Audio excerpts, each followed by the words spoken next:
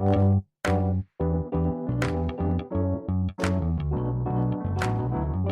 by Riverside.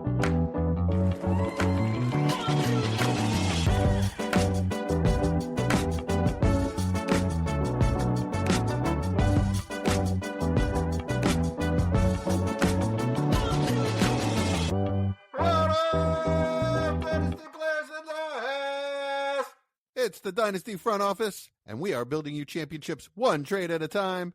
I'm your host, Jesse Schneeman, and I'm here with the three best friends anyone could ever have, starting with my main man, Austin Bell. How are you tonight, Austin? I'm good, man. I'm glad I'm your main man this week. That's what we like to hear. Oh, is that what I said? Yeah, I'm pretty excited about that. I'll take that throne from Chad, but I'm good, man. It's we're the thick of things. This is we're basically playoff dynasty now. So we're not quite there, but it might as well be. Yeah. We're talking about a game, not practice. I'm good. How are you? I'm great. You know why I'm great? Because I had Lay's all-dressed potato chips today. Wow, are these things good? Have you ever heard of these? Nope. What are they dressed with? Barbecue, salt and vinegar, and sour cream and onion. All in the same chip. I was guessing ranch for the third one, but I looked at the back of sour cream and onion. They're phenomenal. I'm telling you, that's my new favorite chip. My old favorite chip was the queso flavor of Ruffles. They were so good. Ruffles. So good. Ruffles have riches. And the auspicious Chad Mendoza. How you doing tonight, Chad? I'm great, man. I'm great. Our head coach got fired. I'm rocking the Giants hat. Couldn't be more excited about life. Everything's good. It's great. I was just in New York. Everybody seemed to be a Bills fan. Yeah. That's the trendy thing I'm there. going to ignore you because that's not true. It is. I'm telling you. You saw no Bills fans unless you went to Buffalo. And Major Mike Casper. How you doing tonight, Mike? I'm doing great. I was on the range all day. Cadets were shooting, and they actually shot pretty well. So went long. It was a lot of shooting. Oh, that's good. I feel protected and safe. Train the next generation. Yeah, there you go. Nice. Right on. All right, Mike, why don't you tell people where they can find us when we're not podcasting? Yes. Find us on YouTube and Facebook at Dynasty Front Office, Twitter X at Front Office FF. Discord, links in the description. Will be live every Thursday, followed by the pod release on Friday. Please like and subscribe. Listener League's active. We have shirts for year one players on the way, so join the Discord and become part of the family. And in this episode, we'll be bringing you the trade banger of the week, midseason rankings update for tight ends, our last one, and sold to the winning team, some contender buys, and a little pop culture fun.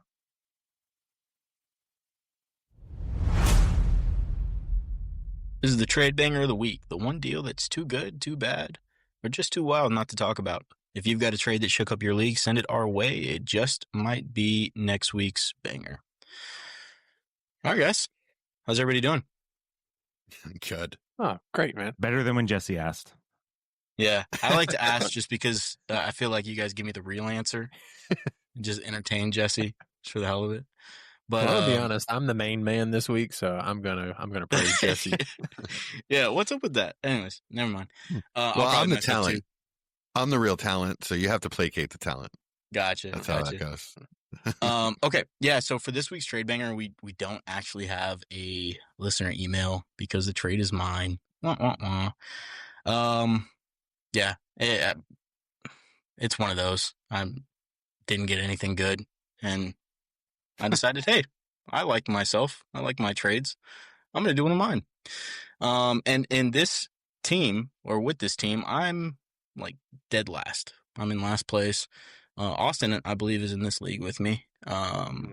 And it's not like one of those teams where it's not dramatically in last place. Like I had a bunch of injuries and circumstance put me in last place. It's like very comfortably, naturally where I belong last place. My quarterback room's like JJ McCarthy and Cam Ward. So that pretty much explains my roster. Anyways, the trade was I traded away said JJ McCarthy George Pickens and broke my heart, but I traded away Quinshon Judkins. And I received Jaden Daniels, Brian Thomas Jr., and a late 27 second. So just to tell you a little bit about my roster here, I already told you some of the things that are kind of killing it here in my quarterback room. Wide receiver room's pretty strong. Running back room, now that I gave away Quinshon Judkins, non-existent. And the guy that I'm trading with, he is a pretty healthy contender. He's trying to make a stronger push, trying to add some points. Right before we made this trade, Jaden Daniels went down. I think we've gotten a little bit of good news as far as the timeline with him coming back, but this is even before that happened. So just for a little bit of context there. So just some questions here, because for me, this was a really interesting, really close trade. It was a really hard one to make, but it just kind of fell into place. Austin, I've got an interesting one for you here. The two ends of the trade that gave me pause with this one are the two big risk points on, I guess, from my perspective.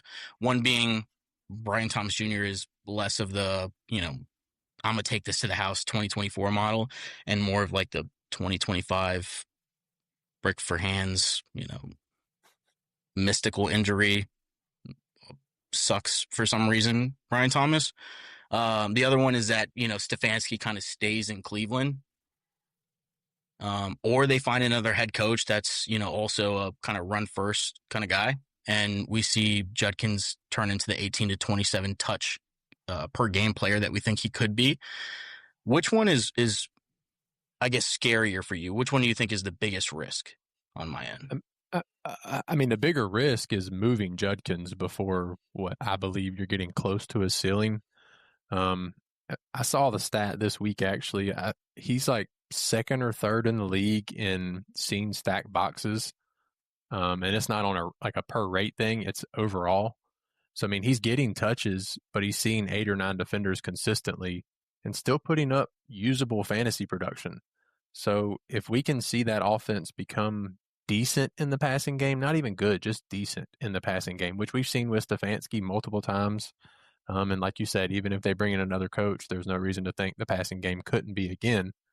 But we just need a decent passing game, and Judkins' ceiling can become top 3 dynasty guy even by the end of this year, which the passing game likely doesn't get there. But being he is just turned 21, I mean, we have a long way to go while his dynasty window is still in that, range to where it's a top 3 running back. So that's the scarier piece.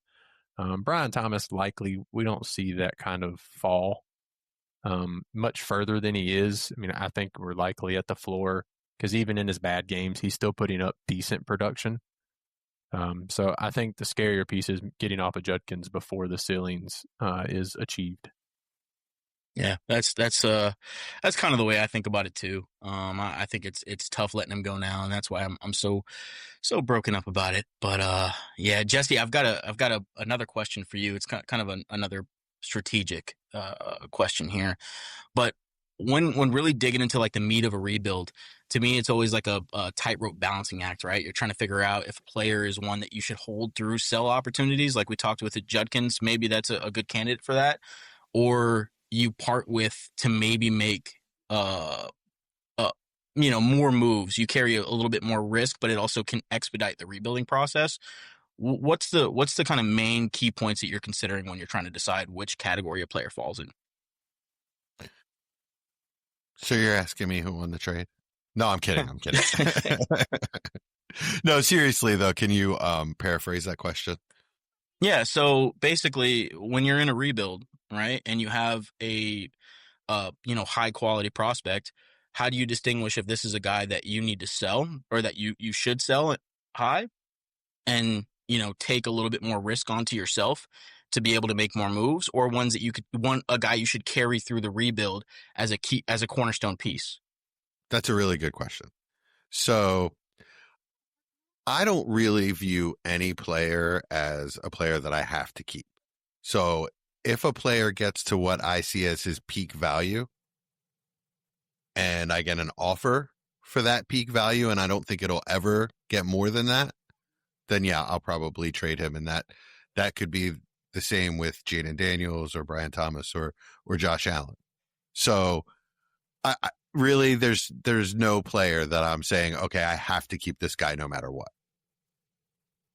Yeah. But in this trade, if you want me to apply that to this trade, there's a running back involved. So yeah, I do kind of think to myself, with young prospects in a rebuild, I should probably trade the running back, and flip that for more assets and kind of spread that around a little bit. Well, yeah, is that what you're asking me? Well, that actually leads right into the next question I had for you, which was, if there is a position where you say, okay, this is one that I probably need to get rid of, or if they're all the same to you, if you're just looking at it from a value perspective and saying, it doesn't matter. I'm positionless. I'm just trading away players, trying to make moves to gain value. It's mostly that, it's mostly pure arbitrage, to be honest, where I'm just trying to put the most value on a roster and then sort it out later. But yeah, I do lean towards trading away the running back. Yeah. Mike, this one is a question that I struggled with in this trade. Asking myself this question. I have a lot of first round picks in this trade. I mean, in this league, right? I'm rebuilding. I've accumulated a number. I think I'm up to like 5 now, I think. And the guy that I'm trading with, I already have his first round pick. So that's one thing I'm looking at where I'm saying, okay, this is part of the trade for me. I know I'm making his trade. I'm devaluing the first that I already have, but with this trade, I've essentially locked myself into the 101. For you, how are you weighting your picks being very high end at the expense of making, one of your contending picks a bit weaker? I'm always fine doing that because I'd rather have one early pick and one late pick than 2 mid to late mid picks. You know what I mean? So when I'm in a full on rebuild, I focus more on taking the points off of my roster than who I'm helping and what picks I have, right? Because at the end of the day, sometimes you're not that lucky. Whereas, maybe there's, the 3 guys that trade the most and you so happen to have all 3 of their picks, but they're willing to trade you their guys that are hurt or whatever they can so they can continue to compete, right? Because we're not in a perfect world where, not all league is like our listener league, right? Where everyone is willing to trade pretty much 24/7, right? Yeah. So yeah. I always focus on my pick, right, which is what I can afford, and doing what you're doing here. I mean, is how you turn rebuilds around. Is you get pretty elite guys that are hurt, so they're devalued, and you're trading for those guys at possibly their lowest point, besides when they were maybe initially drafted. So yeah, it makes perfect sense. That's how I roll it. Just to I guess elaborate on that a little bit more. Is there a specific any scenario, right, where I know this trade is being done kind of in the middle of the season, right? So we have a little bit less, I guess, data on how the draft is really going to look, the upcoming draft, right? But as we're getting to the end of the season and we're making those like last second playoff trades and you're a rebuilding roster, in that specific scenario, are you looking at the draft class and you're saying, okay, do I need to strategize where these picks are based on how I think my tiers are going to work out? Or are you just saying, hey, we don't really know enough yet. I'm just gonna, stick to my guns here, try to make my first as early as possible, as you were saying. I mean, like you guys know, I'm not the all-in college expert of who's going to be what in the upcoming rookie draft, but I do towards midseason is when I try to put my kind of ear to the floor, right? I feel like everyone's been knowing to hunt 2027 picks, I feel like, since week 1, right? Where it's not been the same for 2026.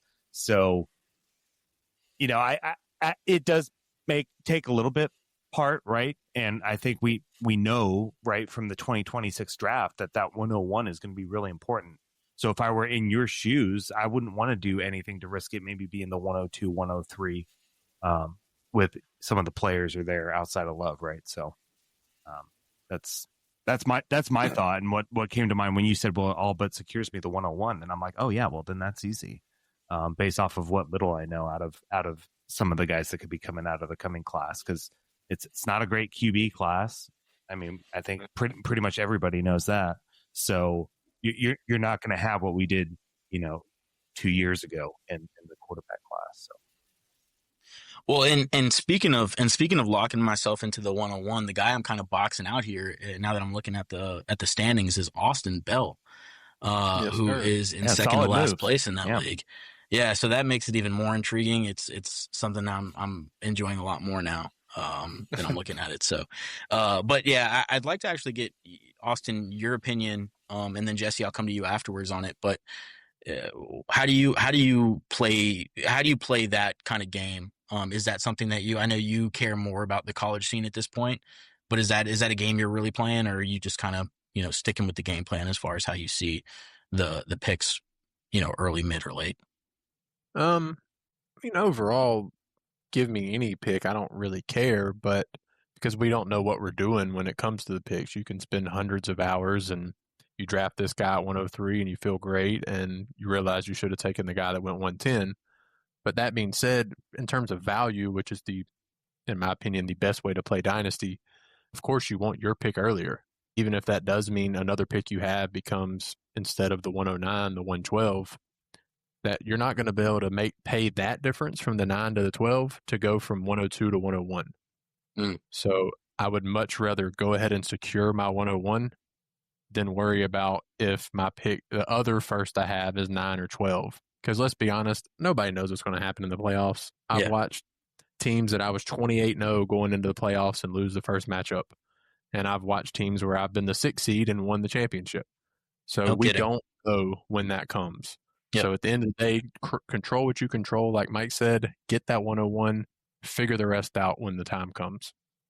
That's a great way to look at it. Jesse, anything to add on that front? No, it's well said. Sweet.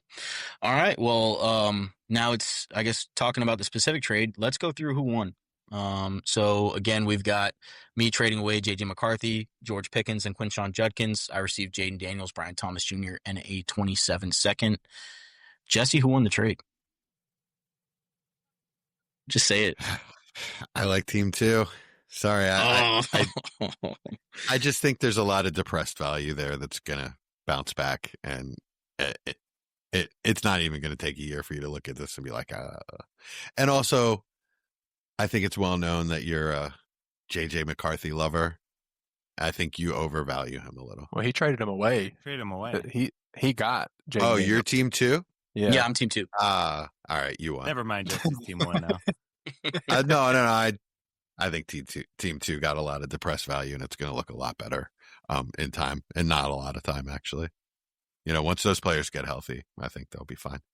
Yeah, Austin, how do you feel about it? J.J. McCarthy is the piece here. We didn't really discuss that aspect of the trade, but if he becomes close to a top 12 dynasty quarterback, team 1 runs away with this trade. But if he doesn't, which is, we've seen about a mixed bag at this point, then receiving Jane Daniels and Brian Thomas for what you gave up feels phenomenal. So on the safety side, I'll take team 2, but team 1 getting that return is very interesting and will absolutely help him try to bring home a ship this year. Yeah. There's so many variables in it. Of course, we've talked about these these players specifically at nauseum. Maybe sans JJ McCarthy is the one. So I'm glad you brought him up. Mike, how do you feel? And go into as much detail as you want here. Yeah, no, I'm the same. Kind of going back to the question that you asked Jesse, right? I do feel like the running backs are the ones that I trade away in a rebuild at as close to their peak as possible almost every time. And if I can, I like to build my rebuilds quarterbacks first and then wide receivers second. And then by that time you can fill in with the running backs there to make yourself competitive again. So I still believe in Jaden Daniels and Brian Thomas, and it's been a down late year. And I honestly think this could be the lowest you could possibly get them. So, yeah, the fact that it was like the non-throwing arm that got hyperextended for Jaden Daniels, yeah. I mean, that was the perfect buy opportunity in my mind, and that's why as soon as it happened, because I was watching it live and it happened, and I was like, every league, I'm going to try to go get this guy because it is the non-throwing hand, and some people are going to ignore that. Some people are just going to say, his arm is hyperextended, he's gone. Yeah, it looks bad. let me go ahead and try to move him for a piece that can provide me with some points now. So, yeah, I can totally see where you're coming from there. All right. I will say though, with the running back thing, I've made 2 exceptions in my life, and those were both Gibbs and Bijan. So anywhere that I got those, and I happened to be rebuilding in quite a few teams when those guys were coming out, and I got quite a bit of those. I have Bijan and Einstein, that kind of thing. I held them. I didn't trade any of those guys in any of those leagues because I really did view those 2 specific running backs as cornerstone pieces. Well, and Quinshon Judkins could be that guy, which is the reason why it was so tough to trade him away. I do think that he has the opportunity to be that kind of rare back that sees those 25 to 27 touches a game, talking about rushes and targets. But it's still tough with a running back, especially with Stefanski being in flux here. If they bring in a guy that has a different view of offensive function, then we could really see that role dwindle and more of the passing role take dominance to it. So I think there is some risk there, but I do think Quinshon Judkins could be that kind of player. Yeah, I mean, maybe more of a Jonathan Taylor. Yeah. That kind of production without a whole lot of passing. Yeah, those guys are getting incredibly rare to find now. And it's tough letting them go. But yeah, I appreciate the insight. I'm glad we got to talk a little bit more strategy and less about the trade, because I feel like we've talked about these guys, specifically quite a bit. But yeah, it was fun digging into it with you guys. I'm just gonna say here, if we do like to, we much rather take on trades from our listeners. We didn't get any that I thought would be interesting enough, but if you do have a trade, please do send it to us in the Discord or the or through our email at dynfo.official@gmail.com. Again, that's dynfo.official@gmail.com. Or again, join the Discord, hit us up in the Discord, talk to us, send it over. We're happy to chat about it then too.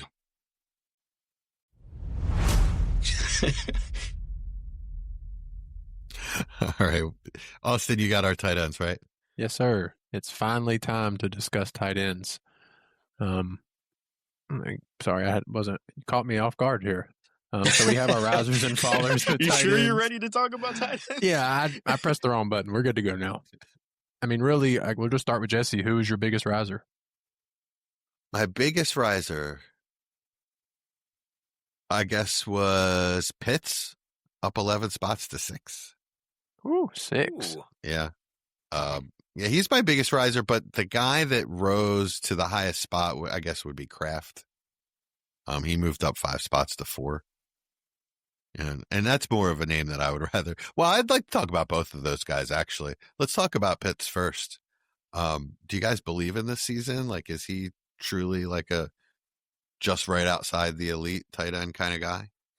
I mean, he's outside the elite, yes. Yeah. So it really, I say that kind of. I mean, as a joke. just outside. Well, I say that kind of as a joke because who cares after those elite guys? Now, the good thing about Pitts is he can get into that elite tier because of the namesake, because of the draft capital, and because of the affinity that, well, at one time all dynasty managers had for him. The issue is dynasty managers are stubborn. They're going to have to see it for longer than just part of a season or one season. So yes, he absolutely can jump into that, tight end 4, 5, 6 range for most people, but I don't think just one season does that. Yeah, he's tight end 14 on the season, so he's not super lighting it up. Like, right. He's just finally been usable. Tight end 1. Yeah, he's definitely more usable than I feel like he's ever since his rookie year, right? So yeah. Depends on the premium. In some leagues, I have him used around tight end 10, but even then, like the difference between tight end 10 and tight end 15, 16, 17 is like 7 points, 8 points. Yeah. So, but he's one of those guys where. I just brought up Tucker Kraft as well. I had him at 10 or 9, and now I've him at 4. So he was another one of those guys that was outside of the elite that jumped up into the elite, that had the ability to do that. So I guess I'm kind of interested in those guys hovering around that Pitts, Kincaid, was Tucker Craft area. Is Tucker Craft still like? Do you guys have him in that range? First of all, and is he still there after the injury? Yeah, he's still 4 for me because no one deserves to jump him. Mm-hmm. The only name that I can imagine jumping him by the end of season is Gadsden. Wow. What about Laporta? No. I mean, one, his production hasn't done enough. What if So Loveland keeps it up? Yeah, Loveland. Actually, yeah, that's another name that can absolutely be in the discussion, for sure. It's no reason not to with Kmet having a out this year coming up. So yeah, that would be another name. But those 3 guys specifically and Kraft, I don't see Pitts hardly ever jumping him outside of him being the 1B in that offense for the foreseeable future. And I don't know if we're getting that consistently. So would you, as a contender right now, you have Kraft. You really don't have much as a backup. Like you're struggling with like K-Dot or whatever as your backup. You need to make a move. Would you trade Kraft for Pitts or Laporta? I mean, plus for both. Yeah, plus for both still. And if I told you TS straight up? I'm going to go somewhere else. Okay. I offered Kittle straight up and no premium, and I thought that was interesting for someone that was in first place that lost Kraft. He's not producing enough for me to want to do that. Yeah. If he was producing like, Kittle of the last 5 years. I mean, he just got back from injury, so. Okay, but still. That doesn't help your case. Yeah, but right, exactly. Yeah. As the number one, you want to see the production before you make a move on somebody. That's not the time to take the risks. And he could completely expire at any moment. Yeah. Sam Laporta is interesting. I feel like I've been pretty consistently lowest on Sam Laporta. You hate his guts. Mm-hmm. But, I mean, the offense has kind of prioritized him in a lot of ways after Amon-Ra. So it's tough. It's tough because who knows what that offense is going to look like next season. I just hate that there's no consistency with how it's looking year to year, right? It's, last year he was deprioritized. This year, magically, he's prioritized again. And then we have, Jameson Williams non-existent in the passing game, barring last week. I think it was his big game, right? Yeah, last week. Yeah. So I mean, maybe that continues and we see a little bit of change in the season. But if not, and we do see Sam Laporta finish the season the way he's starting it so far. I mean, it's kind of hard to not have him neck and neck with Tucker Kraft for me.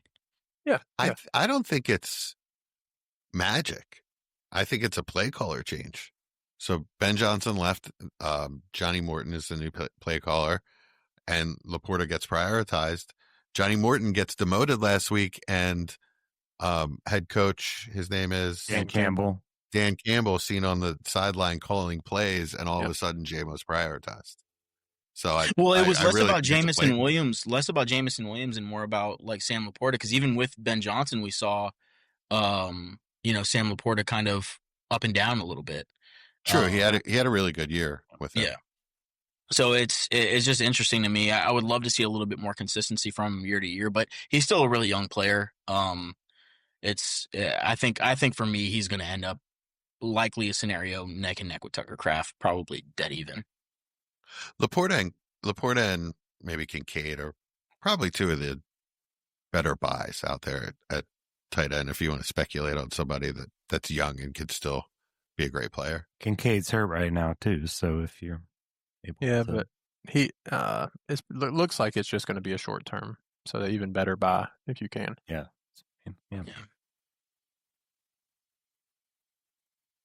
All right, next up, did anybody else not have Kraft as one of their biggest movers? I'm assuming we all. Yeah, no, I had him. I think we all have him at 4 now. So yeah. Well, Jesse, go with your next one. You did so good there. You nailed everybody's. Who's your next big mover? Oh, me again. I guess Brenton Strange. Not really somebody I wanted to talk about that much because he's hurt, so he doesn't really have. He's supposed to be coming back this week. He's practicing. Yeah. He's designated to return and practicing. Finally, he looked good early on. Yeah. He looked good last year in his limited usage. I think he's something that Trevor could really, really use right now. So Yeah, absolutely. I expect him once he's at full speed. You know, it might not be week 1, but to get peppered at some point with targets. I mean, look what's been happening with Parker Washington. Yeah, I mean, he's looked pretty good, though, I'm going to be honest. He's always been a good player. I can't believe he went undrafted. Couldn't believe it at the time. Yeah, true. Strange was one of mine as well. I already had him pretty high, but he was one of my bigger movers up. He's at 15 for me as well. Mike, who you got?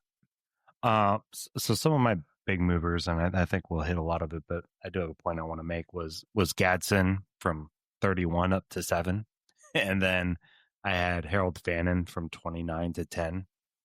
And I feel like with this tight end class, and it was the same thing I feel like the year before last, but I might be wrong, is, gosh, I late seconds and any third round pick, if any of these like tight ends in the future are there, I'm just gonna do it.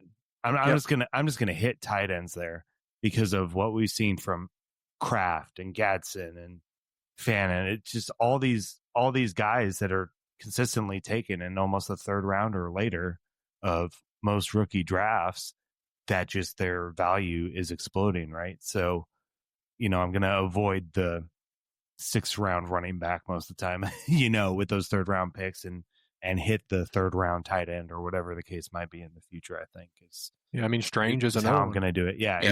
Exactly. So I feel like I've just seen it. Maybe it's recency bias, but it feels like it's been a consistent theme of something I want to focus on in the future with how these guys are really breaking. Good way to play Dynasty, because a lot of people don't outside of the top tier. Like you said, you get them in the 3rd and 4th a ton, and it doesn't take a lot for tight ends to become valuable. Yeah, I hammer late round tight ends. Well, same here. I mean, I have so much Fannin, and Gunnar Helm's a name to keep an eye on too. Yeah, I agree. Well, here's the thing with these guys, like, and this is the part that is so perplexing to me. We saw it like years ago with the quarterbacks, where, you know, a lot of the quarterbacks that were being drafted that just weren't popular were going early 2nd round, late 2nd round. We had, like, you know, Justin Herbert going 111, 112 consensus in rookie startup drafts and Superflex. That's kind of shifted away because people are realizing how stupid that was. Did it with Dart, but yeah. Yeah, they did it with Dart, yeah. But and I mean, Penix and Penix wasn't. There was another guy last year. Penix was like circumstantial, right? Everybody thought Kirk Cousins still had time left, but and Dart was late first. But I'm talking about like early 1st round picks. If they weren't popular years back, they were still pushed way later. Daniel Jones going in the middle of the 2nd round kind of stuff. Where I'm going with this is like the tight ends. If you really know these players, they were good players. Like, there's no reason why Gadsden shouldn't have been drafted in rookie drafts, where I'm picking him up on the waiver wire consistently across leagues. But there's no reason. Like, if you watch this player play, he is a really, really good player. So I would just say with these tight ends not a position that's prioritized in the NFL draft by teams. It's just not. So you're going to have some tight ends that are pushed back into the 4th, 5th round that are really, really good players, especially in a class like this. So just do your homework and look at these guys and say, hey, I know consensus is kind of ignoring these guys. That's when I need to make my move, because you could have realistically walked away with Fannin, Gadsden, Arroyo, and Gunnar Helm for like a 3rd and 3/5, right? Like, yeah, Fannin was one that I loved. I just never had picks there, and every time I was trying to get a pick, I was like, "Damn it, why can't I get back in to get Fannin?" So it's like I'll be more stingy about asking for thirds in future trades, so I can do that next time. Mm-hmm. And Mason Taylor to that list as well. When we talked about this preseason, you guys said I had all of those guys too high, and it's because I know that if any of them hit, this is what happens. So I have them all grouped together. I was too low on Gadsden for sure, but I got my shares of him in my rookie drafts. I was too low on him in the rankings for sure. I love late round tight end, and this year is just such a kind of a magical year for that. You know, I think Fannin, Mason Taylor, Gadsden, these guys are all for real, and they're going to be top tight ends for years to come, top 10 tight ends for years to come. Arroyo and Ferguson have shown really nice flashes The problem with LA though is that they use 4 tight ends, so it's really tough to start any of them. Yeah, but he's getting 95% plus snap rate, so it's not really an issue for him. Like he's out snapping every receiver. Higbee's always broken. If they want to keep calling these big slots or big wide receivers tight ends, great, awesome. I'll get wide receiver production out of them because that's kind of what's going on with a lot of those guys. Yeah. That's our tight end discussion. That's the upside, guys.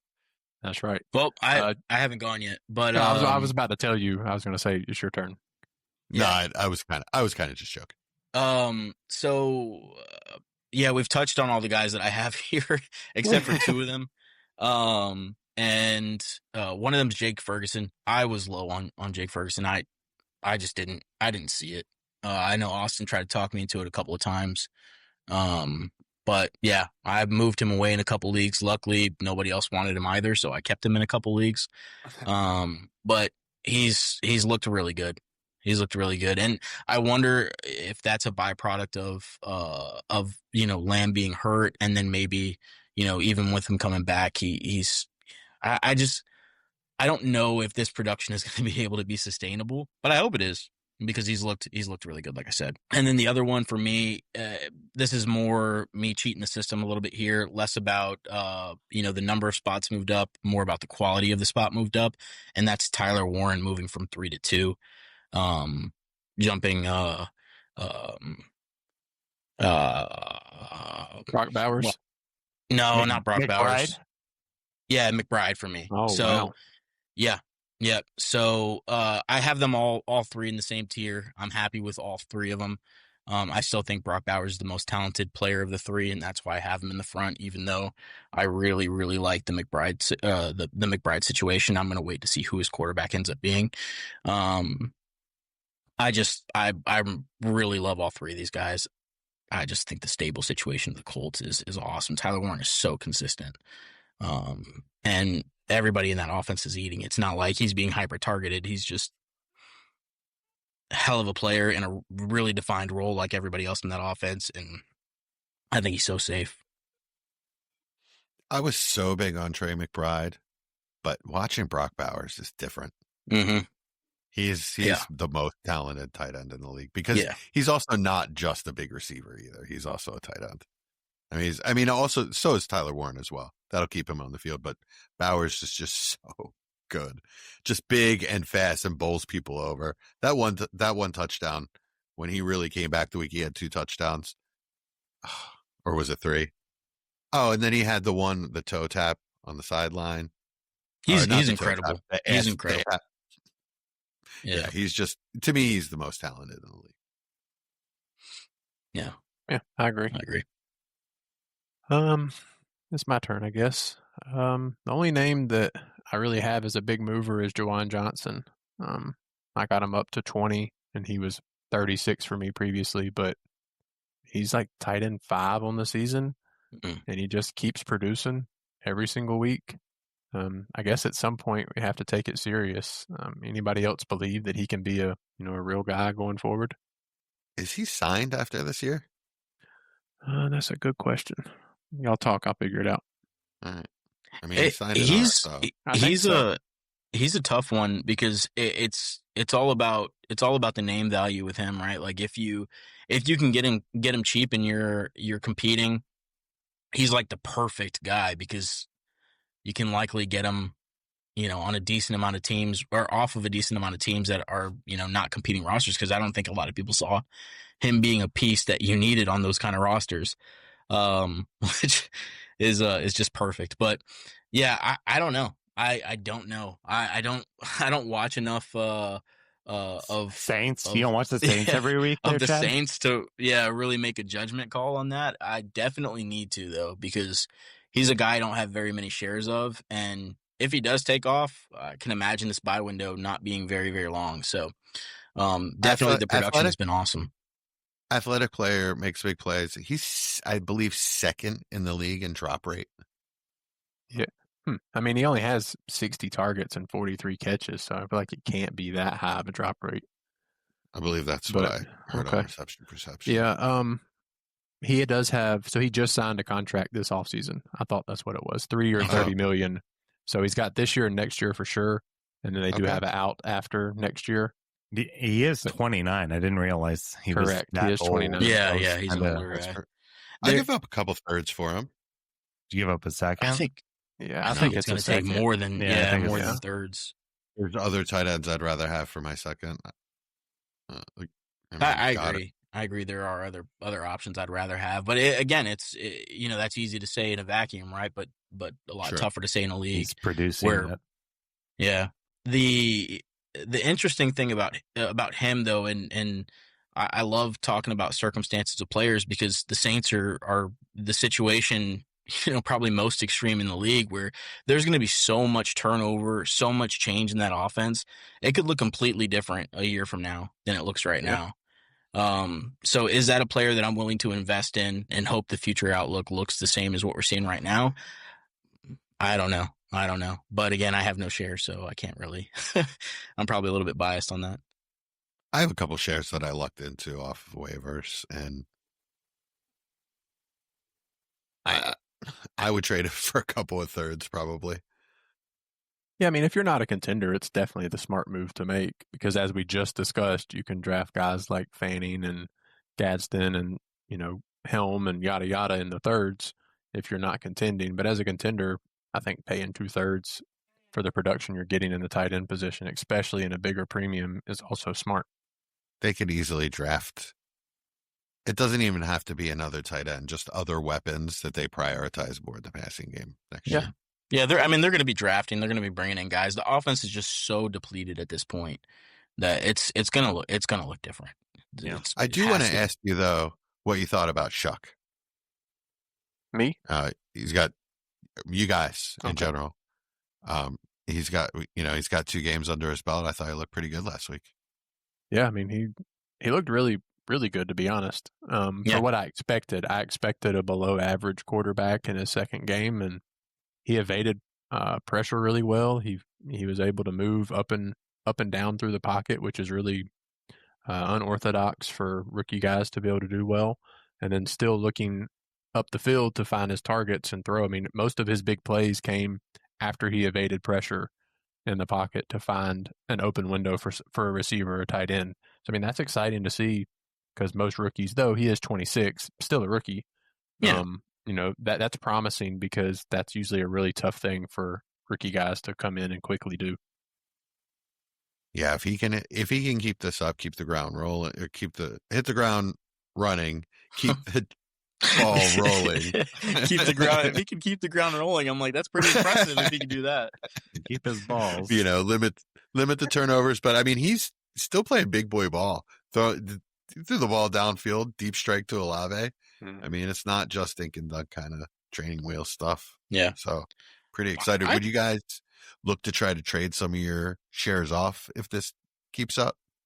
Yeah, I mean, you got to move some unless you believe in the player enough. I mean, it depends on how much you have, right? Like you can, I mean, if you've got 30%, 40% share of them across your leagues, and sure, you should get rid of some. But I mean, if you've got one and you like him, I'm pretty sure on him, right? Like I'm pretty sure Jesse's just telling us how he's going to dump Tua and he's going to adopt Shook as his son now. We know how much you loved him, Jesse. So he's going to be your new stepson, and Tua's going to the orphanage. I've already built bunk beds. Oh God, bunk beds. So you're keeping Tua? Yes. I'm like, look, it's my son. I would caution anybody that holds a decent share of Tyler Shuck at this point, just because the pick's high. The pick's high. Yeah. If they fall in love with the quarterback, they're Tyler Shuck's not doing enough over the course of a season to dissuade them from taking a guy. We've seen it with other teams, even the Cardinals with Josh Rosen, right? Josh Rosen had one bad season to play. They took Kyler Murray. If they fall in love with a player, they're just going to do it. So it's one of those things you don't want to be caught holding the bag with, 3-4 shares across, 6 or 7 of your leagues, or the 6 or 7 leagues that you have, and out all that value, right? So maybe cut down a little bit if that's you. I don't imagine that's a ton of people, but yeah, if you've got one share, you like him, I like him. I've got a share or two. I'm probably gonna just hold out and see what happens. He's a fun player, and it'll be nice to see if they commit to him. I'm not looking to get out for the second mid to No. late second that I paid. No, Absolutely not. It has to be a decent profit, whatever that looks like. You just got to hope it gets to that point of a Right. decent profit. That's the thing, because it can go quickly below the value of a second as well. But if it never gets there, then so many mid to late seconds don't hit anyway. I'm not crying. Yeah. But it's also one of those things too where, like, it doesn't have to be a pick, right? Like if there's another player devalued that you like, sometimes it's not just taking the value of a pick for what you paid, right? Because you probably paid a second to get in. But if you can get a second value for another player that you feel should be worth more than a second, then are you really getting a second, right? So just explore other options. It's not impossible to get rid of some players just because you're getting what you paid, essentially. All right, good. I'm glad we got that conversation in. I was just curious about that, since he did come in and play unexpectedly well. Yeah, He did. it did. Anybody got anybody else we haven't talked about? Whether it's a riser or a faller? Just the one for me was my big L in the tight end market was Ferguson. I thought it'd be really hard for Dak to support Lamb, Pickens, and Ferguson, and he's doing just fine. So I bumped Ferguson from 18 to 8, and he had also, like, right after we had done our rankings, he'd gotten the extension too. So he's got that insulation with Dak, and he's doing just fine. Did have that one Doing donut, just though, fine. didn't he? Yeah. Well, yeah. Last couple weeks, their Yeah. offense looked like Not great, Bob. garbage. Not great. Yeah. Anybody else? You guys are okay with that? Yeah. Eight's about where I have them too. So, anybody We got hit all the anybody else? names, all the risers I wanted to talk about. That's Yeah, Is that I'm all followers you now. want to talk about? Yeah. Okay, what you got for me, Jesse? Just some really sad stuff going on with the likes of Mark Andrews. First of all, I mean, he's down to 34 for me. Shoo. Wow. Kittle's. So you just don't want him, is what you're getting at. Like, you just not going to roster him. I'm just so afraid that this is absolutely his last year. I just don't think You don't- that You don't The think it's because of Ravens want him. Lamar? Like, I don't think the Ravens being want him injured back. for a lot of the season. yeah. No, I think he's fine for this season. I don't think that the Ravens want him back, and I just don't think that just another team is going to sign him on. And Oh, you're Make him a- crazy. Yeah, part I of think his- another he's- team is gonna. I think Jump bunch so of teams are gonna fast. jump through hoops Yeah. for him. Yeah, Absolutely. that would surprise me if he's not dust. I mean, he's just shown. Yeah, but we've watched plenty of tight ends in their early 30s give up great fantasy production. It's So, I true. mean, just a bad half of a season. I'm Yeah. just getting out on him wherever I can. At 34, you're definitely getting out on him. Like you want Jatavian Sanders above him. That's what you have. Like that tells me everything I need to know. Yeah, pretty much. Yeah, I probably have to take Sanders out of there. He's kind of a dud, right? Yeah. I don't know. The whole offense, passing's a dud right now. So I couldn't tell you, to be honest. I don't know. Yeah. And Kittle. Yeah, Kittle. We're witnessing the decline because now we're not getting the elite. Although with Purdy back, that could change because they have a connection. Kittle's production definitely ticked up when Purdy came in, and not so much with Mac Jones. Yeah. Okay. Mike, anybody else? I don't have any big followers now, so I feel like they can. Okay. They kind of Chad? their piece. I've got a few here. I've got Mark Andrews. You just said that. I've got Evan Ingram, 11 to 22. Yeah. I thought he'd be better, and it's not looked great. No, So that sucks. he doesn't look like he knows how to run routes or catch. Yeah. Run routes. But we Sorry, always that sounds knew he like didn't know Evan how to Ingram. catch. Yeah. Run routes. Yeah, if he can't run a route, he cannot do anything If you good. can't run on routes, then you're done. Yeah. I You guess have to get some around. limbs. My other big faller was Theo Johnson. I'm sure you guys could have guessed that. Can you tell me why, So, Chad? I need to know why. I had him at 23 in preseason. I'm at 30 now. I was going to say the unranked. I was waiting for you to say he's not on my board. And it's because he sucks. He sucks. No, like, can you explain? Like, no, I'm literally explaining it right now. He sucks. Like, that's just the end of it. Like, he's just he's a bad football player. And this fantasy production that he's getting right now is going to trick a lot of people. He is a really bad football player. Guys, I watch every Giants snap. I love the Giants. He is a terrible football player. What should I sell him for? Anything you Any can get. second you can get, yeah. You think he is? Okay. I would. I mean, he is tight I'm end not- 12 on the season. If you, that's what yeah, I'm I know. saying. I think you can definitely get a second. He's got the production. He's got the production. He's a terrible football player.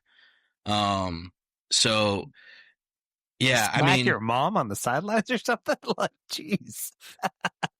he might as dropped- well have. He's dropped a lot of really. He's had some bad. No, passes. it's not even like he's dropped a lot of really important passes. He's just dropped a lot of passes. He just drops everything. It's like every easy pass that he gets, it's a coin toss if he's going to drop it. He's so bad. Like he was really raw coming out. This is kind of why I thought it would take him a while. I think it's going to take him a while too, like forever. Like he's so bad. Jesse, yeah, this has to be a clip, Jesse. Now of Jad's talking Theo Johnson. I mean, it's gonna be great. I really would love Theo Johnson. I would love for him to be a good football player. Would you trade him for Ferguson? For Terrence Ferguson? Terrence Ferguson. I mean, I'd probably want a little bit more just because I don't think there's a lot of Giants fans out there that are Okay. Would you trade him straight up for Arroyo? Oh yeah, heck yeah, I would. Okay. Heck yeah, I would. I just that's the line. I don't think he's a good football player. I would take literally any fair value trade. I think I've said this once already. I'm probably going to keep saying it every time he's brought up. If you see that I have Theo Johnson in a league, which there are plenty of leagues where I do have Theo Johnson, and you want him, give me a fair trade and I will take it. I'm not even picky. Just a fair deal. Right? Plug it into whatever calculator you like. And I'll probably take it. God, he sucks. Nice. This sounds like it doesn't sound personal. I'm gonna be honest with you. It seems like this is hard evidence. I would really like to like him, and it sounds like Gabe such Davis high hopes level. for him. I mean, this is the same rant that I got. Like Gabe Davis. That I got on Gabe Davis. And what happened to Chad Gabe all Davis? sucks team. And what happened to Gabe Davis? Right receiver got the tight end. Everybody paying second round picks for Gabe Davis, and I tried telling everybody. I was like, look, guys, I drafted more Gabe Davis than anybody. I had a million shares coming out of the draft and like getting him in the fourth round. You guys are crazy if you're paying a second for Gabe Davis because he sucks. And he does. He sucks. He's on the practice squad somewhere. He is in Buffalo, actually. He's on the and you know what? what? You know what? That's a good call out because Theo Johnson will probably be joining him in Buffalo on the practice squad at some point in the future. That's Joe Shane roots. So I imagine that's their destiny. Yeah, he sucks. Anyways, is Joe Brady going to be your next head coach? Ooh. No, I don't Probably think so. so. No, I don't think so. I think so. I think Joe Shane is a smart enough guy to understand how awful of a look that would be. Oh, it would be terrible. They would kill him if he did that. Like he would be murdered if he brought in Joe Brady. Anybody that's ever said the word Buffalo, if he brings them in, like it's going to be bad. They better have never been to Buffalo ever in their life. Because the New York media will find out. They'll be like, this dude went to Buffalo on vacation in 2013. There's some tie here. Some kind of corporate nepotism. That is some New York media right there. If I were you, I'd be hunting Clint Kubiak personally. That's who I think. I think it's going to be Clint Kubiak or you know what? This sounds crazy right now, but I think it could happen if the rest of the season goes decently well. I think they could bring the current guy in there right now to take over. I'm blanking on his name just because I'm so mad at Theo Johnson right now. Yeah. God, former quarterback. Oh, Mike Kafka? Kafka. Kafka-esque? Really? Yeah. It's funny, too, because Kafka got such a bad rap as the OC here because Dayball hated his guts, apparently. This is like apparently like an abusive relationship or something going on. I don't know if he beat him in the locker room or something. Anyways, no, there's just a lot of reports coming out about how Dayball's temper was ridiculous. But if you're right having a former Eagles quarterback as your, I mean, it's a former Eagles draft pick. I don't care. Quarterback is your head coach. Does he win games or not? I don't care. Does he play Theo Johnson or not? That's really what Chad wants to know. I was going to say, if you ever want to derail the podcast in the future, just mention Theo Johnson. And you know what, though? I was so I was so happy when Brian Daboll got fired. And this is probably way too much Giants talk right now, but I was so happy when Brian Daboll got fired. I mean, not on a personal level, right? Like, I don't know him. You were kind of personally happy, too. We could see it. It's okay. He's fine. He'll have millions of dollars to make up for it. He's hurt me a lot more than I've hurt him by wishing him everything. So, anyways, he's done a lot more awful things to me. And so, when I was reading a report after he got fired, and it was saying that him and Kafka, or he started screaming at Kafka, they got into a screaming match. And he threatened to take play calling away from him after Theo Johnson dropped a pass. And I was like, that was the one time where I was like, did we fire this? Did we make the right decision here? Because if he sees this, and I want to know who thinks Theo Johnson's a bad football player. I trust their decision making a little bit more. So I'm worried Kafka believes in him, because if so, it's not going to go well. Wow. All right. Speaking of letdowns, my second biggest faller was David Njoku. Had 10 rough. Preseason. Apparently swapped him with Harold Fanning at 10, and Njoku's now at 21. Been a rough season for him. The offense is terrible, and he's just been outclassed by a rookie at this point. Yeah. I guess the hope is that he goes somewhere else. He was excited to not be traded. I'm like, what? He's getting paid good money to. Well, yeah, but to stay with the Browns, he probably likes it. He probably likes it there. It's probably what kind of voodoo is going on over there? Career, but Myles Garrett resigned. Well, Garrett regrets it, and he made that pretty well known. Like, he's just like, 160 million reasons not to regret your own it. fault, stupid. Yeah. Someone else would have paid just as much, if not close. And Njoku probably regrets it too. Oh. I don't know. Yeah, probably. He will. Yeah, it's a mess. It sucks. I had a lot of shares on my contenders because he's been so good the past couple seasons. I don't know. You made me pay still a good player for him, and I hate it. Oh, appreciate you. He's still a good player. I mean, he's tight end 20. Who knows? He's looked good in spurts. Yeah. I mean, I still think he's got it. I just don't want him in Cleveland anymore. Yeah. He's out of there after this season, right? I hope so. Let me double check on contract stuff, but I hope so. I mean, even if not, like, they've got to trade him, right? He's still a valuable asset, you have to imagine. Yeah. And Fannin, plenty of teams would take him. Fannin looks great. So the Giants replace Theo. The Broncos replace Ingram. Fun fact: we actually passed up on Njoku to take Evan Ingram. Same class, if you guys remember. Actually, did Njoku go first, or did Evan Ingram go first? I can't remember now. I don't know. I think we passed up on him. Like Ingram went first. I think he did too. He is a unrestricted free agent this year. Beautiful. Coming up. Which they still have 24 million dead cap to pay him. Crazy. That's crazy. They voided 4 years out, so they're still going to pay him in 2029. Jeez. But yeah, he'll be somewhere else. Did anybody bring up Hawkinson? That was my next name, so yeah, go ahead. Oh, I don't have where I had him ranked. Let me see. So I had him pretty high. I'm sure I'm not as high as you guys, I don't think. But where did you have your rankings up? I was at 6. Wow. Yeah, he's at 14 now. Oh, I had him at 6 too. So yeah, rough. Rough. Yeah, JJ McCarthy has not been great for the cast there. I was about to say it's the whole offense is really the problem. It's just not. It's not working. I mean, if JJ can't get his points, then it feels like nobody else is going to, and that's kind of where we're at.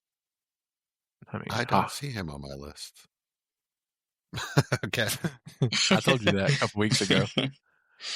That's how much you hate him, apparently. No, he loves Hawk. Not anymore. I know. No, I love people that score me points, to be honest. Well, the interesting thing is Mm-hmm. McCarthy against Buffalo threw the ball like 40-something times. So it's going to be interesting to see if that continues and if he can get a little bit more efficient, because that's what it's going to take for them to meet the bare minimum expectations across the board with JJ, Addison, and Hawk. Well, if it makes you feel any better, you said 40-some pass attempts. Hawkinson got 2 targets. So maybe it doesn't make you feel any better. So he got 8 yards, 5% target share. That's pretty good. Yeah. 8 yards. Jeez.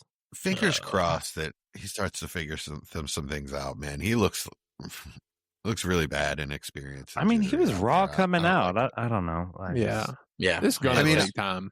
I'm just hoping that, we get maybe like a Bo Nix curve where he looked really bad in the beginning and got pretty good pretty fast. I could see it. I mean, he's got the weapons and the offensive coordinator to do it. Yeah, exactly. I don't think, and I don't even think it's a case of him looking as bad as we've seen a lot of other prospects look in the beginning of their careers. It's just that he's looking this bad in Minnesota, where we just assumed, the weapons would carry him, at least in the beginning. So that's the part for me where I'm like, okay, maybe I should give him a little bit of grace. Maybe that's not floating him as much as we thought it would. And maybe it is a good time to buy him, right? Because it's not like he's been atrocious. He's just looked like a rookie. He looked okay last week. Yeah, he just looks like a rookie. So, maybe we just overvalued the situation a little bit.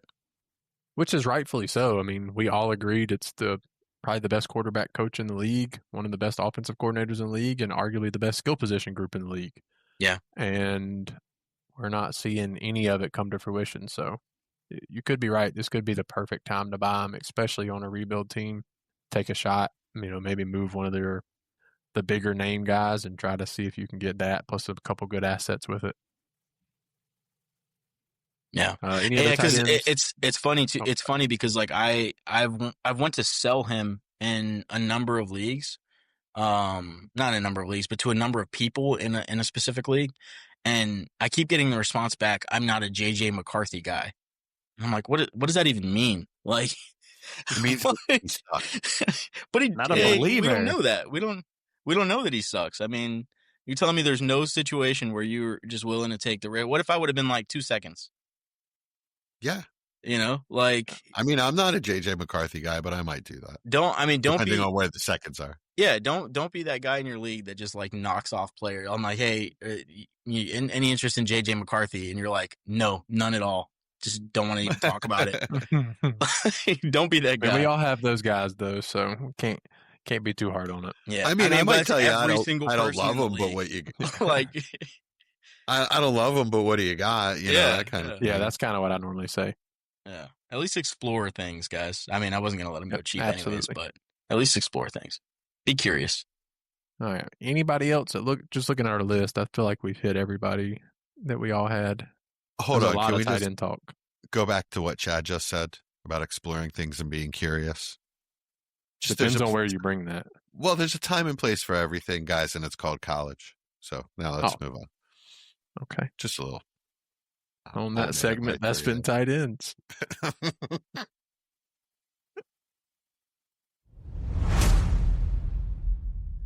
All right, guys, we're going to try something here. I spent my afternoon on YouTube taking auctioneer lessons. What did you burn that you were cooking while you did this? No, I made the soup. I posted the soup in the Discord. I made that earlier in the day. What so I really was a plant. Somebody making soup? Yeah. It was a slow day, so I was just supervising the floor while I did that. Oh, good job. I didn't really have a lot of chef great duties. job. supervising. Yeah, they were all laughing at me. All right.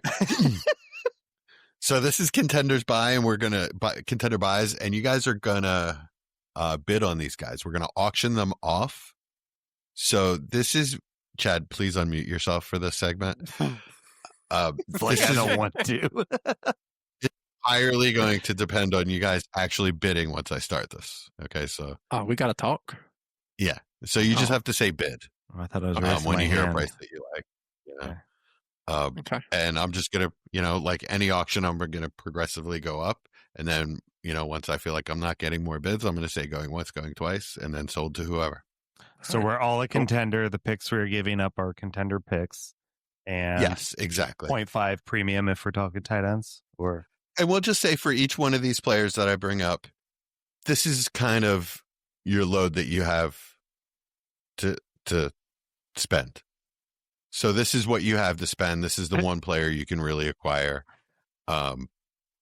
After this, you're kind of done. Okay. I'm sorry, I wasn't listening during. We any have of to that buy them, explanation. is what you're saying. No, you don't have to buy him, but I'm saying, like, if you buy him, this is kind of all the capital that you have. After that, you're not Gotcha. able to go out and get another player after this. Okay. That's what I'm saying. Like, do we have one first, one second, one third, one fourth, or what do you mean? We Well, get maybe. one player and Depends that's it. No. There's no rules to Let's just go. Just you got it. You have I unlimited don't know what capital. I'm doing, but I'm going to bid like crazy. Mike, you have unlimited capital, but I'm Okay, just sweet. saying bid as if you're only going after this player, for your team. And this, you're not going after another player. He after doesn't this. know how to have unlimited capital. I He gotcha. trades all his Yeah, I capital. trade all One my in doubt, capital just away to bid. win. Yeah. Yeah. Mike Yeah, is what he's saying. traded away to I'm here to Just win. So bid away. You play to Man, I win really the game. danced around that little subject earlier that I almost said. That was tough. All right. Are we ready? sure. Yeah. Let's go. All right. Gentlemen, the first player to bid on the first lot is Chase Brown. Chase Brown, running back. We are going to start the bidding at 2/3. What do you give? Yeah, What do I'll you pay give? 2/3, yep. Anybody? Yeah. 2/3. I got 2/3. What do you give? A second round pick. Yeah, Second round pick. What do you Yes. give? 2/3.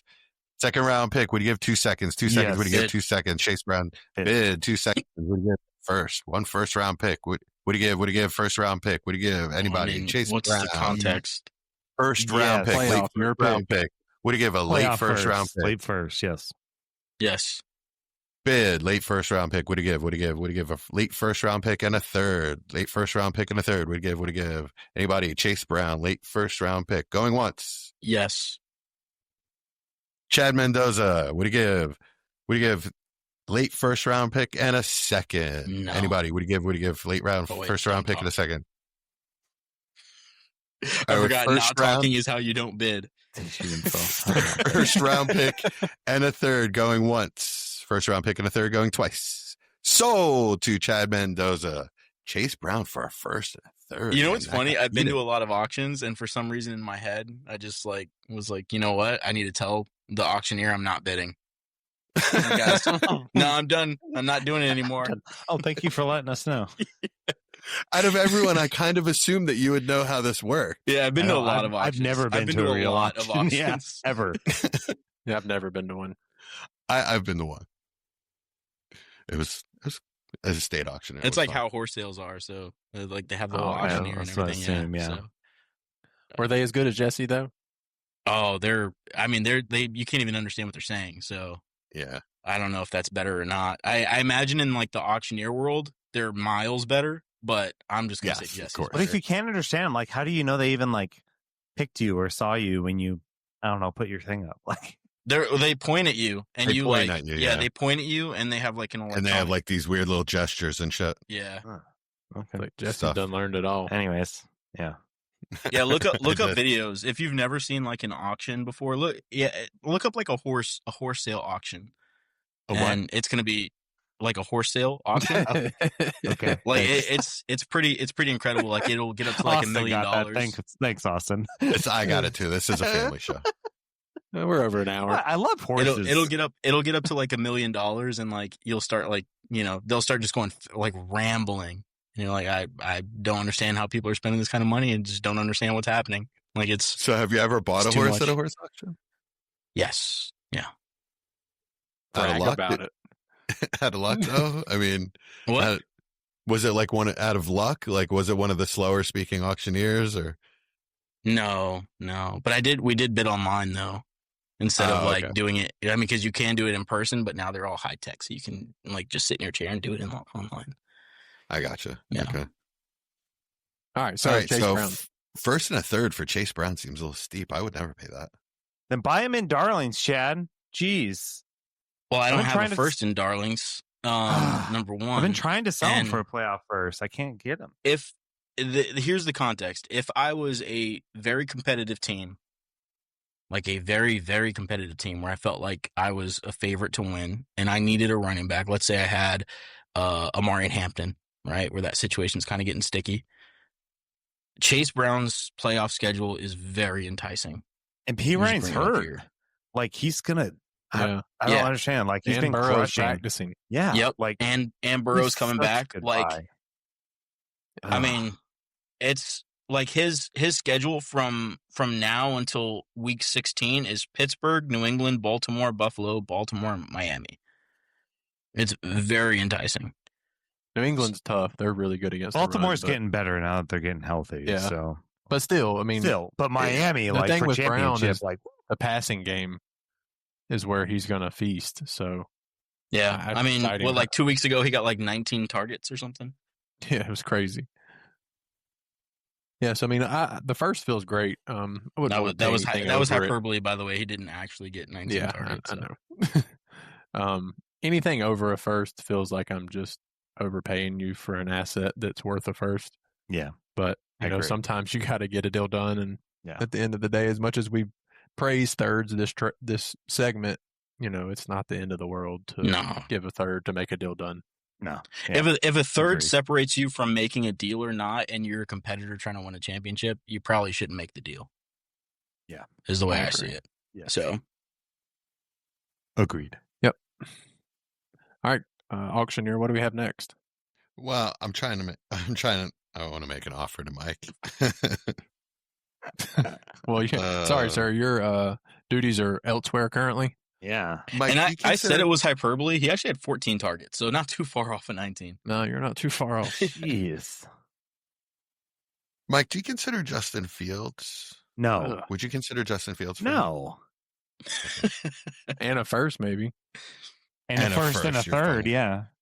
Justin's like, Mike, Third. how do Actually, you make feel it a about second if you're gonna throw Fields in there. First and a second. Mike? How do you feel about chips? He's got some loaded ones. He told us earlier. All dressed. They're so Yes, he delicious. does. Yeah. All right, gentlemen. Second lot is Matthew Stafford.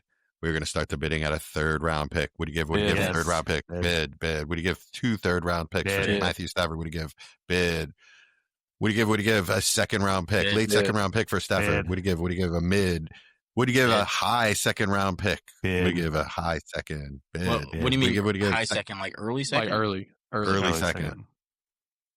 What do you give? What do you give? Early second and a third. What do you give? Matthew Stafford. What do you give? What do you give? Early second and a third. Anybody? Going once. Pip. Going twice. We're at early second. Mike Casper. Yeah, I already What do had you give? early second, so I almost bid again. Second and a third. What do you give? Going 1 second. Going twice. Early second. Sold to Mike Casper. Matthew Stafford for an early second. Yeah. Can't do it.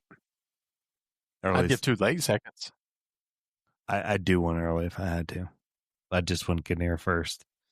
Everyone's been asking a first. That's that getting has near a him. first, in case you were wondering. It is really close to a first. The second is really close. No, that But I early guess second, I that guess is near a first. There's what you Yeah. call early. Like by definition. 201, Yeah. 202, 203, 204. Three Such and a little earlier. value tick that it takes for that player to turn into a first, like Ladd and Dart were going in that range. You know what I mean? Buka was going in that range. Penix. I mean, also it could tick the other way with like Golden is not worth a first, you know? I'd probably have to be a pretty high contender that's pretty desperate at QB. Because I mean, Hey, it's still I- early days for Golden. It's not. Yeah, absolutely. Yeah, that's true, but he's not worth a first currently. Yeah, I mean, like I said, I would pay 2 seconds but they would both be contender seconds. Like I would give my 26 and 28 second kind of thing. It's kind of where I would be. That'd be my max value. Yeah, And so I I still sold love him. that. I sold him last week for one contender second. Yeah, I think that's more the price point. Maybe a third with it or a dart throw with it. I I made got think the a third offer is and probably something took you could it. do. I made a trade with our boy Nath to get Stafford in the league where I had lost Jaden Daniels and McCarthy's been doo-doo cheeks, and it was a 27 second. And I was like, yeah. Well, that's a start to quarterback league too. Yeah, so exactly. You really did good I there. really needed it. So, but he was wanting a first, and I was like, I can't do a first. Like, there's no way. What'd you pay? Just a 27 second, just one. Okay. So, no issues there. I mean, he's a great buy. yeah, If you need a quarterback, he's just been so good this year. if there was some kind of He is a stability great- beyond this year, he could easily go up. But there's just not. It's crazy though, considering like how well he's doing. Because I was scared. Like I wanted to really like him, but then the back stuff in the preseason, I was like, oh my gosh, like no, I can't touch him. And now he's that was scary. he's already got more And- touchdowns after this last week than he did all of the year before, which is crazy. And the last 2 seasons, they were a power running team, and now they're just this passing team.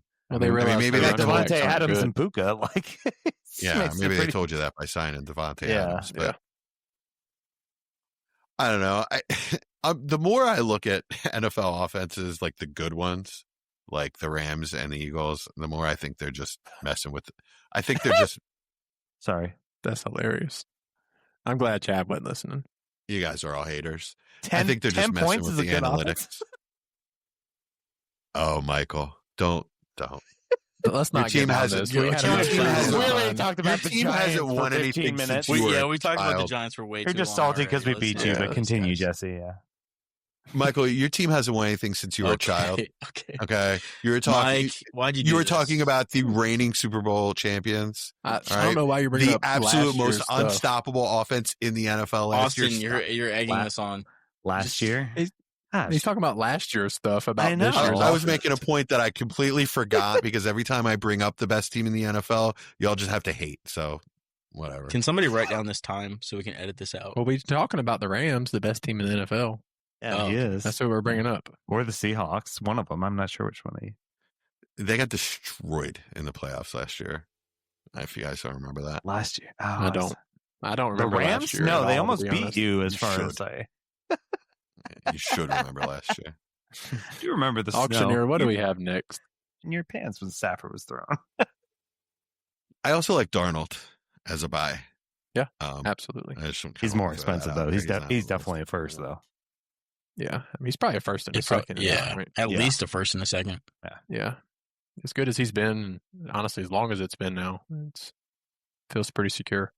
The only thing that sucks about him is that their defense has been so good that he doesn't have to throw in the second half. Yeah, but he's still scoring decently enough to feel really good as a QB2.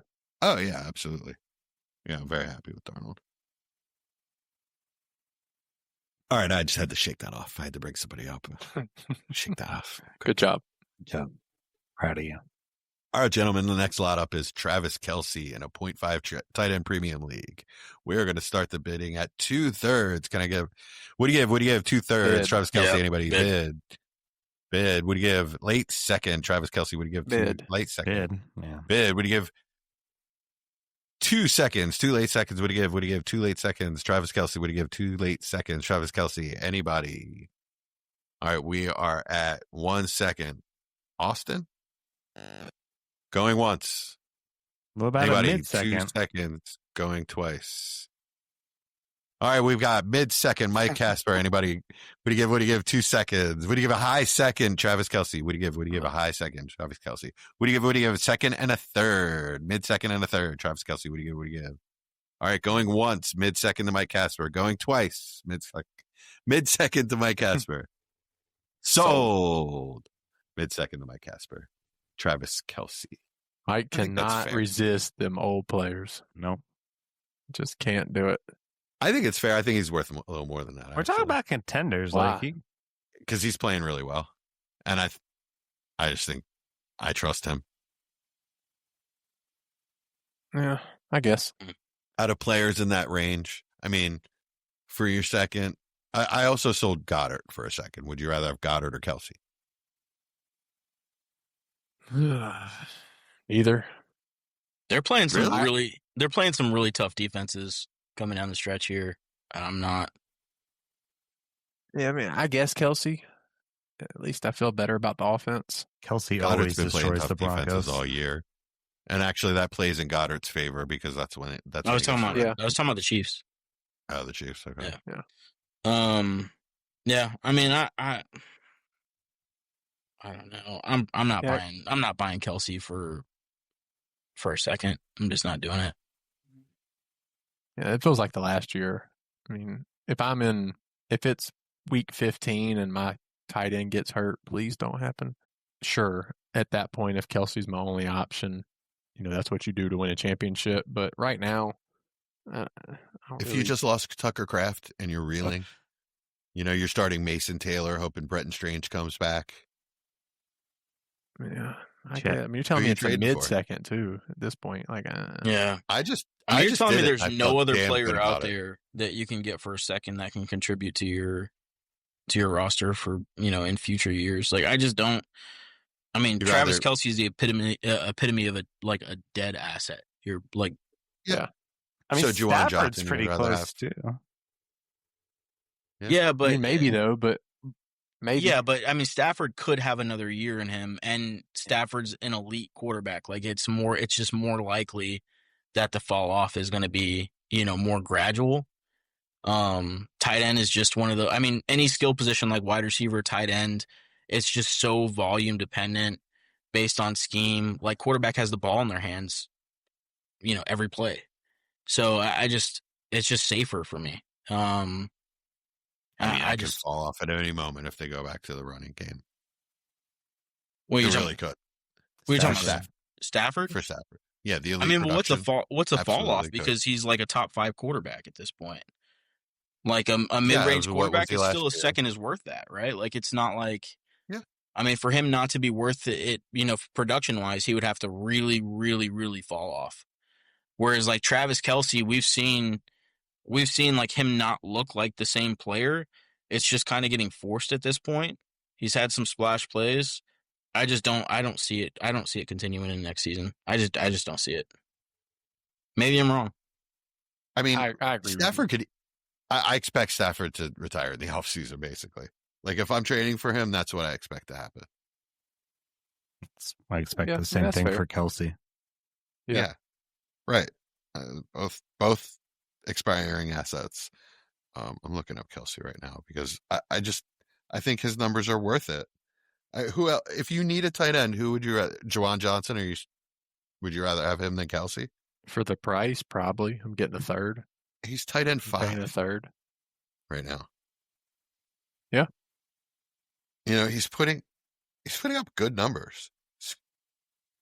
Let's see. Consistently every week. He's had 1 week under 10 points. Yeah, I mean, it's not the same thing for me. Like He just had the 6 for 99 and jump a for paying touchdown 2 weeks ago. the jump for paying a second for Stafford is so much more appealing because of the amount of points he's giving you week in and week out. Kelce, like, is ranked high, but it's just But that's at tight not- end 5. It's not a huge difference between. But that's not the argument. The argument is if you need a tight end, you're not trading No, for but Stafford. what I'm saying is when I said I wouldn't pay it for Kelce, somebody said, well, that's Stafford's price too. Yeah, So but we've moved on from that. I'm just giving a rebuttal for that. So as far as Kelce goes, it's just not a big enough point difference for me on my roster. We've moved on, but we've moved on to what tight end are you getting? You need a tight end. I'd rather pay less for Schultz, and I think you're going to get similar production. Gross. I mean, you say gross, he's tied in, 8, 7 on the season? I'd rather have the guy that I know is good. But he wasn't last year, so we don't know that he's going to be good the remainder of the season. Yeah, I mean, I'm just confident that he's having a good year. He's Kelce. He could be. I think this is his fire tour. This is his last year. They're giving him the ball. That's fair. Yeah, I mean, And for my contender second, I don't care. Well, that wasn't the price we said, but He's- Okay, so for a mid second, I still don't care. he's had 2 spike weeks. Other than that, you're getting 10, 13 points. I can find a crap ton of players that are going to give you 2 points less that are going to be cheaper and give you future production. Yeah, that's kind of where I'm at. I'd pay my late second. That's all I'm giving. It's like I'm a top 3 team in the league. I'll pay that. That's it. I just did that in a league. It's not a premium league. It's just a PPR. Have to start a tight end league. And as soon as I did it, someone was like, damn, I would have paid way more. Well, trade him for way more and then go get somebody else. I'm in first place. I'm not trading anything. All right, what you got for me, auctioneer? All right. All right, gentlemen. Next up lot is DeVonta Smith, the Slim Reaper. We're going to start at 2 seconds for Slim Reaper. What do you give? 2 seconds. Bid. What do you give a high second? DeVonta Smith. What do you give a high second? Bid. What do you give a high second and a third? What do you give a high second and a third? Bid. What do you give a first? Late first round. Bid. What do you bid? First and a second. What do you bid? Maybe a first and a late second, late first and a late second. What do you bid? What do you give? Bid. Anybody? No? Yep. Bid. Mike. Oh, bid. Sorry. What do you bid? 2 firsts, Mike. 2 firsts. What do you bid? 2 firsts. Going once, first and a second. Going twice, first and a second. Going first and late second. Right. Sold. Mike Casper, late first, late second. Man, it takes a lot of stamina to do this. Yeah, I'm proud of you. It's really hard. I have a lot of respect for the guys that actually do this now. Jesse's going to pass out at his desk. I feel like I'm gonna. Wow, he Yeah. went for a lot more than I thought he would. I'd have paid a first and a really small piece. Yeah, that's where I'm at too. I'm probably at a first actually, but a first and some people maybe always somebody want a can little bit more. squeeze. Yeah, That's kind of why I say that. yeah. Do you not agree that that's a really nice thing to buy as a contender? I don't know. That's my problem. I don't think he's the best contending piece, but I really like it for the future. I'm not gonna lie. I just like that I get, a young player for a late first that is actually producing. I mean, that's fair. As for a dynasty aspect, absolutely, it's a good decision if you need a receiver. Sending a first for him because he's going to give you more than just a year or two production. But for winning, I don't know how great I feel about him being a mandatory start every week. Let's compare him. Let's compare him to other players in that range. Like, would you rather have him or Addison? Oh, God. I'd much rather have Addison, but if I'm trying to win, that might not be the same discussion. It's kind of what we went back with J.J. McCarthy. I don't know. I mean, if their offense can be decent, I'd much rather have Addison. But these are both players that I've traded for a late first in the last couple of weeks. Yeah, it's just since JJ's come in, like it's kind of thrown everything up in the air again. But I agree. Before JJ stepped back in, I would have taken Addison. What about Zay Flowers?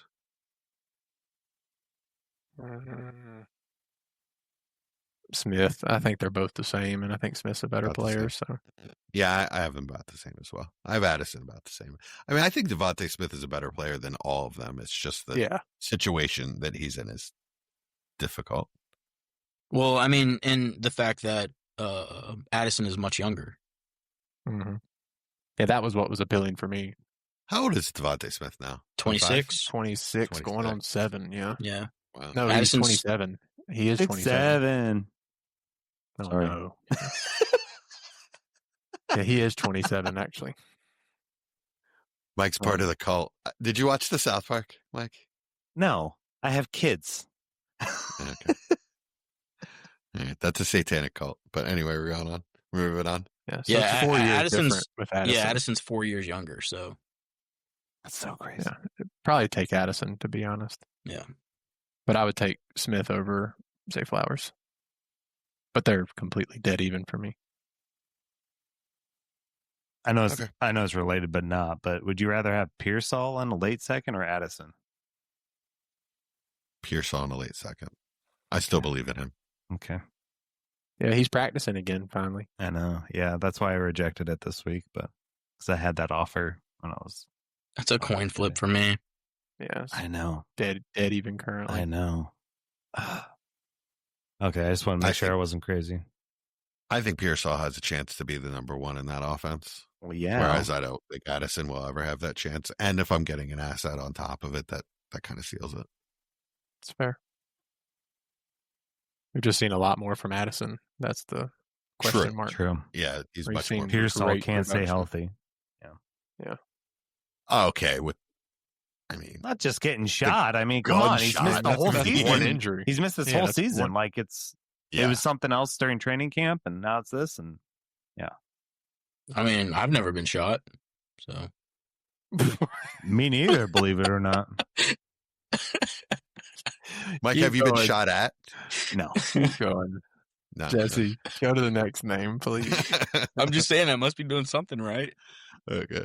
No, I ran out of steam on the auction thing. I will go to the next name, though. It's Okay. just Davante Adams. Davante Adams. We got Davante Adams for a second. Late second. Bid. Davante Adams. Early second. Davante Adams. Early second. Davante Adams. Wide receiver 5. Davante Adams. Early second. No, Mid, Mr. Auctioneer, I would mid-second. not like to bid. Shut as Chad up. says. Say bid. All right. Mid second. Mid second. Davante Adams. We're talking 4 to 6 here, folks. Okay. Bid. We got a mid second to Mr. Schneeman. So we're going to go back up to a mid second and a late third. Mid second, late third for Davante Adams, wide receiver 5, gentlemen, on the season. I just want this to Davante stop. Adams going once, going twice. Sold to Jesse Schneeman Hey, for I got a mid player. first, second. I almost said first. I was like, dang, did we get to Yeah, sucker. Yeah, mid second. Michael, thank you so much for picking up the slack. Yeah, man. That you're was awesome. welcome. I don't know how I did that. I kind of blacked out for a second, but we're good. You're the best. I think you just got possessed by a dead auctioneer. Oh, mid right, second. he is in Texas, so there's plenty of those. As long as Davante Adams is playing and not actually playing and not hurt, I think a mid-second is I think that's more a than great fair. buy. I know. That's I feel another like, guy I feel that like could I'm the exp- buy old guys. I would have probably paid Duh. an early second for him. You don't have to feel it. You are the buy old. You I are know. the buy old Look, guy. I'm just old at heart. Okay, that's why I don't buy any Kelce Well, because it's I not have even them all. that hard at this point. You just had a birthday, sir. I did. Yeah, that's true. Yeah. Pushing 40. I mean, I'd definitely pay a second and a little piece, like my contender second and a little piece. Yeah. But I'm not getting into those picks that are borderline playoff or not. Not yet, at least. And maybe, like I said, week 15, things change. If I'm a but borderline playoff team, yeah, I'm not doing it. But Yeah. if I have a borderline playoff team's second, I would do it. If he's well, that's what I was saying. Is somebody else's second? I'm not doing that yet. He keeps it up though. He's a I league think- winner, man. Yeah. Yeah, I and if think he gets hurt, then he's not worth anything. Okay, risk it for So the let biscuit. me wait until week 15 to make or 14 to make this decision. Not if you got Yeah, Mike but you there. might Mike's not. going to come in and get him before week 15. Yeah, exactly. He's Well, you probably- already he's have likely him. Is the gone. difference. Yeah, No, he's I likely did, gone. at I that did point. trade one away, which has turned I didn't want it to be a contender into a really good contender now. So I'm like, gosh, I don't even know what I'm doing there. It's my most I confusing. feel like thing. it's go by pretty- Devontae. I feel like that's know, a pretty right? hot buy right now. You're not going to be able to get him week 14. I mean, there's going to be plenty of teams that think they still have a chance in the playoffs and then realize they don't. That's what I mean. There's tons of teams right now that are in 9th, but only 2 games behind, or are in 4th and only 2 games ahead. And come week 14, they're not in the playoffs. So that's what Maybe. I'm saying. Assess your league. Just don't wait too Well, long. of course. about that. I mean, there's always nuance, but yes. I don't know, Mike. We might have Nope. to work something out on You're Chase so- Brown. Oh, okay. I was like, what? I was like, he's sold for the second, man. Can't take it back. We'll talk afterwards. I have some young players that might, we might be able to put a package together. Like Fields. No. I do have 2 if you're interested. All right, on that note, we're in overtime. Did you guys watch anything good this week? I have started watching Stranger Things with my son. So This the first time? first time he's watched it, yeah. So I've watched the whole thing. So it's a rewatch for me, but man, I've loved rewatching it. So he was Yeah, it's really such a good by show. the way, he was really pissed that I was podcasting tonight because we were going to watch the finale of season 2. Almost made him cry, so it's your guys' fault. Oh. Yeah, he was Oh, I'm really sorry, pissed. guy. because he's got to wait sorry. until all the sisters go to bed because they don't want to watch, but they're like drawn Yeah. to it, and I'm like, you're gonna get freaked out, so please stop. Yeah. Yeah. Like especially as we get to like season Well, 4, like three's worse for me. three's pretty bad too. Yeah, Three so freaky. Like I honestly don't. Man, it's one of my favorite shows ever, but Yeah. season 3 is a little nasty for me even sometimes. Lucas is his name, right? yeah, Well, that's so- one Sorry, of them. Lucas. Yeah. Sorry, Lucas. Yeah, it's your fault. But no, he's excited. I told him I'm going to make it up to him because like Target has a crap ton of Stranger Things like snacks Mhm. and stuff Really like cool that. stuff too. So we're going to buy a whole bunch of snacks and we're going to save some of it for Nice. the season 5 release when we get there. But we'll snack when we watch it and stuff. It's been good father-son bonding time. So I've It's never only 12 bonded. days away. I know I've never bonded over a show with him, so I'm kind of excited about it. So Yeah. it's fun. Chad, you're muted. Chad. I bought my wife the Doritos, the Stranger Things Doritos, so that when The it, mixed you know- ones? yeah, the mixed ones. Are they So- good? Is it a different I was flavor? gonna get those. She hasn't eaten them yet. We're saving them for the finale or whatever. Yeah, it's mixed or flavors. not the finale, yeah. the new season. The release, yeah. yeah. Nice. Hmm. I better go get this. You know what? I better. We bought all kinds of stuff from it.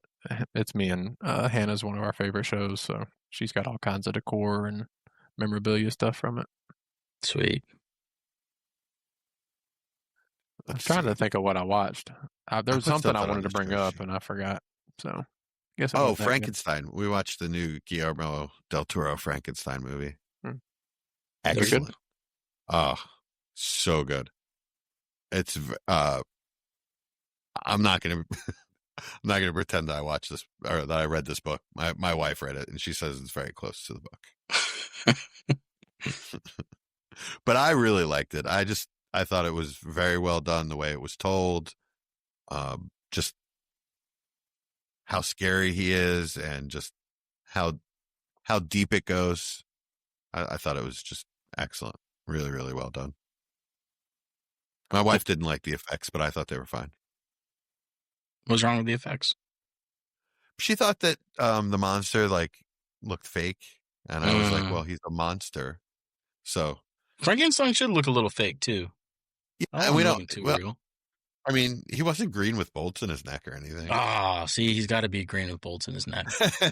He was not. And the guy that played Dr. Frankenstein was I forget his name now, but he was in Andor.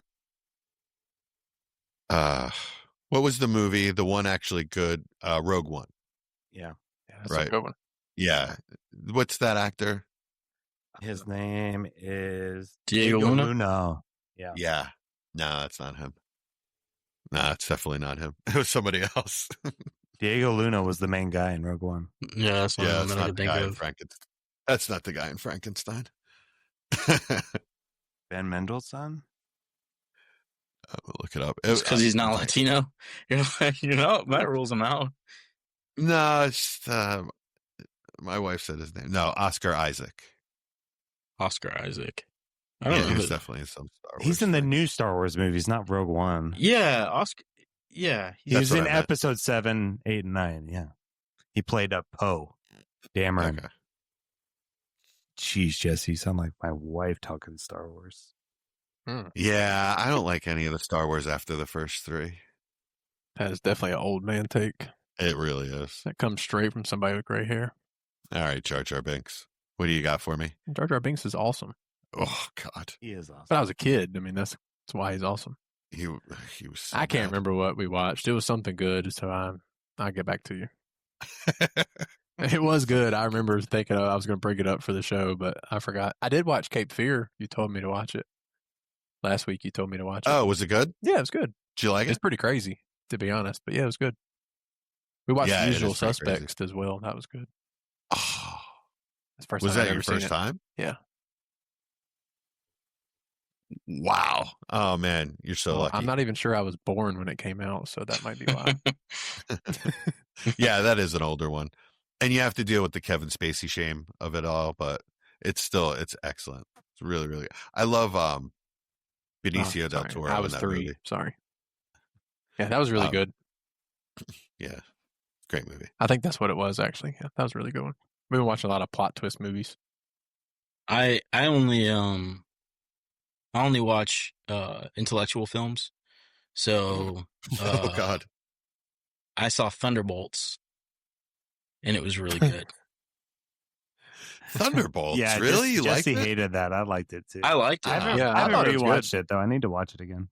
I watched it in We saw that in theaters. the theater. It was fun. It was a Yeah, I fun enjoyed movie. it.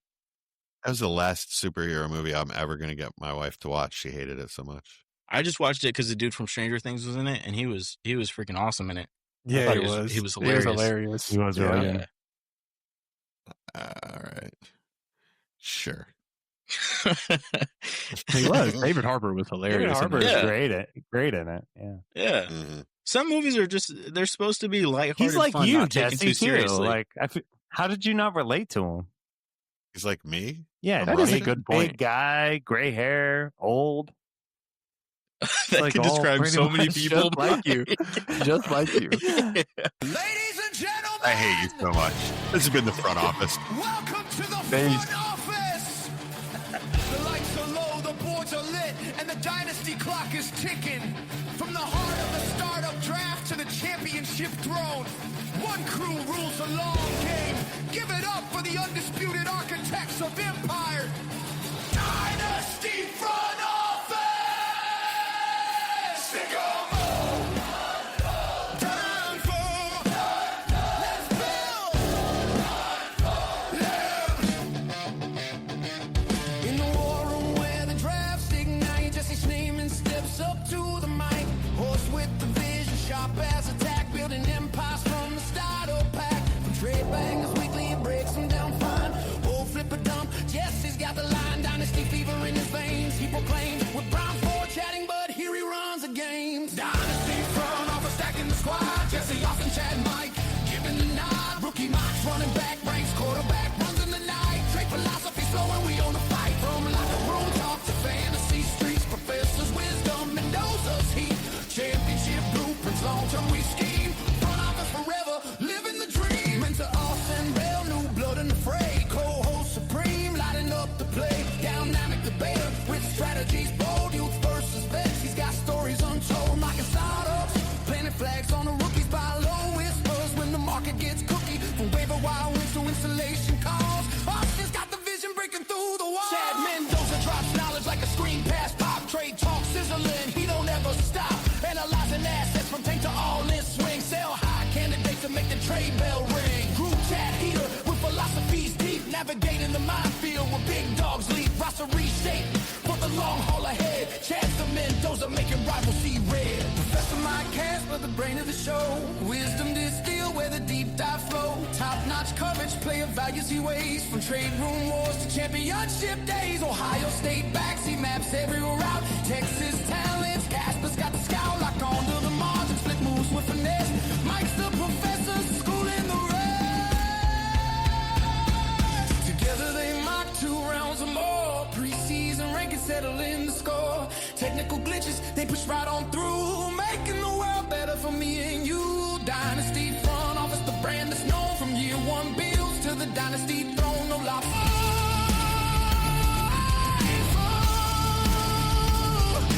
Dynasty crew.